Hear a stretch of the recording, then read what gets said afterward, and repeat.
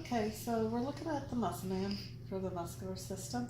Remember, the muscles, when they contract, that's what allows for movement. And just a few brief things on here to help you learn. Number one, remember the locations. A lot of the muscles are named for the region that they're in. You've already hopefully learned the bones, so that a lot of the bones are named for the region. So the muscle that's lying over the top of the bone will often have the same name.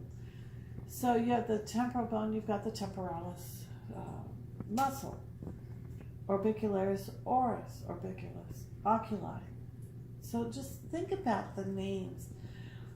Start in one area and then just kind of work from there. This is the deltoid. Here is the biceps brachia. Now, a lot of people just go, oh, that's the biceps.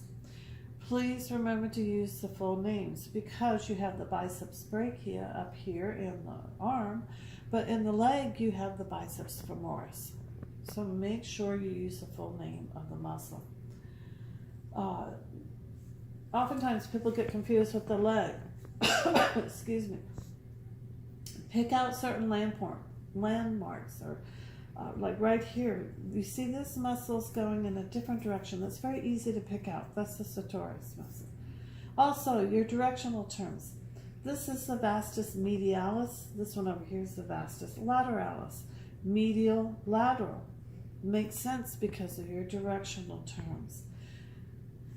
Now, as you are studying, also, I typically recommend learn the names of the muscles first. Once you know where the muscle is, you know how muscles are attached in two places. You have the point of origin and the point of insertion. The point of origin is the one that has the least amount of movement, and then the point of insertion has the most movement. Well, if you know where the muscle is, then you can figure out, okay, this muscle goes right here, so it must be attached up here, and then it's going to be attached down here. If we're looking right here, this muscle is going to be attached here, and also the other end. Where's it going to be? It's going to be up here.